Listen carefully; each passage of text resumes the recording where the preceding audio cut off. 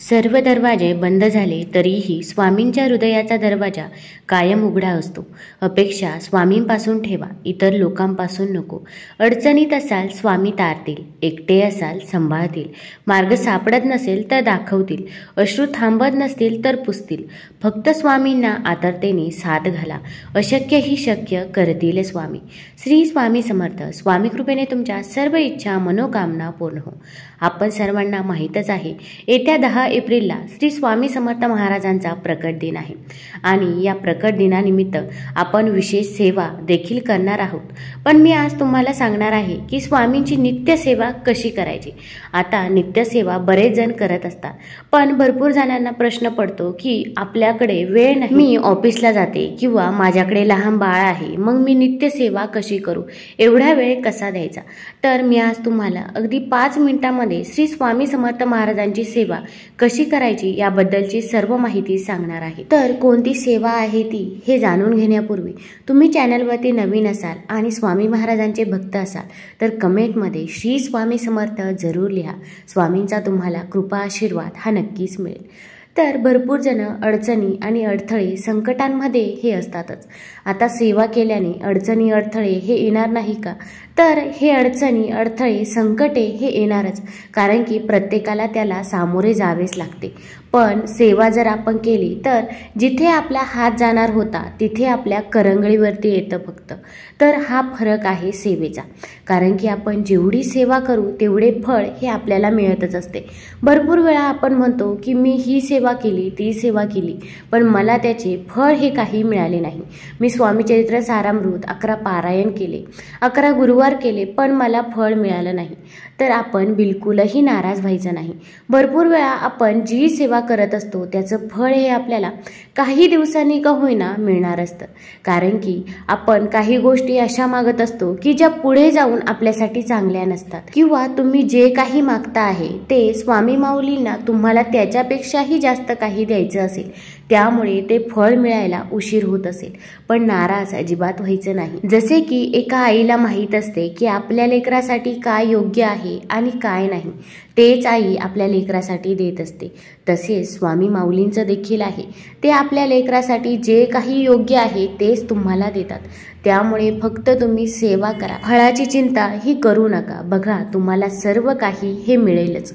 तर आता आपल्याला सेवा कोणत्या करायच्या?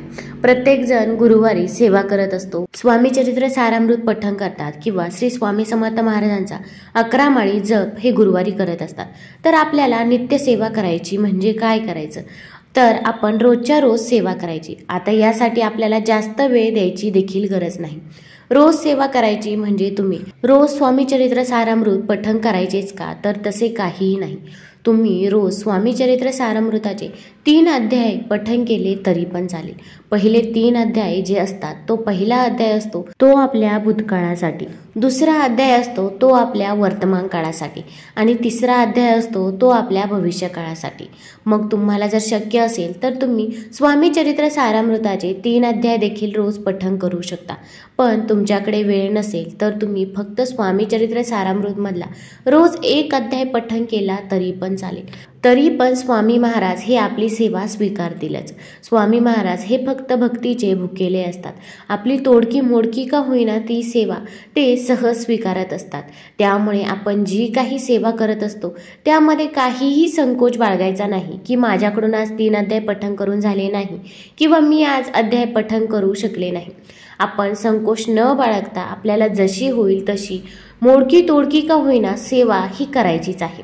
मग तुम्ही ऑफिसमध्ये जात असाल, बाहेर कामासाठी जात असाल तर तिथे देखील तुम्ही स्वामी चरित्र सारामृताचा 1 अध्याय पठण करू शकता. पण आता ज्यांना ही सेवा करणे शक्य नसेल तर त्यांनी कोणती सेवा करावी? तर सर्वात महत्त्वाची सेवा म्हणजे श्री स्वामी समर्थ महाराजांचं नामस्मरण. आता भरपूर जण म्हणतील की आपल्याला 11 माळी जप करणे शक्य नाही, कारण की आम्ही एवढ्या वेळ देवापुढे बसून नामस्मरण करू शकत नाही. तर मग आपण काय करावे? नामस्मरण कसे करावे? पण एक गोष्ट लक्षात ठेवा, ज्या घरात एक तरी भक्तिवान व नामस्मरण करणारी व्यक्ती असते त्या घरातील सर्व कुटुंबीय केवळ त्याच्यामुळे तरुण जातात व ती व्यक्ती गेली की वास्तुदोष किंवा इतर अडचणींमुळे होणारे त्रास वाढून कुटुंबास सतत संकटांना सामोरे जावे लागते। त्यामुळे तुम्ही सकाळी अंघोळ झाल्यानंतर देवापुढे एक शुद्ध तुपाचा दिवा प्रज्वलित करा आणि एक माळ श्री स्वामी समर्थ मंत्र जप करा।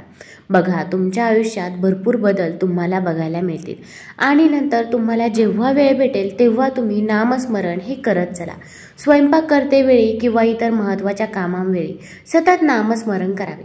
मनुष्य आचार करण्याआधी उच्चार करतो, उच्चार करण्याआधी विचार करतो, म्हणूनच तो मानवी प्रगतीस खरा कारणीभूत ठरतो। विचार हा सुविचार होण्याला ध्यानचिंतनाची आवश्यकता फार असते, म्हणून ध्यानधारणा, मननचिंतन याला फारच महत्त्व आहे। श्री स्वामी समर्थ फक्त एवढाच मंत्र रोज घरातील सर्वांनी जपल्यास जसा जसा जप वाढत जातो तसतशी परिस्थिती सुधारत जाते व 6 लाख झाल्यावर या जपाची प्रचिती येऊ लागते। या जपाने पैशांचे मार्ग तर मिळतातच, परंतु मुख्य संततीविषयीची चिंता मिटते व मुलांमध्ये सुधारणा दिसू लागते।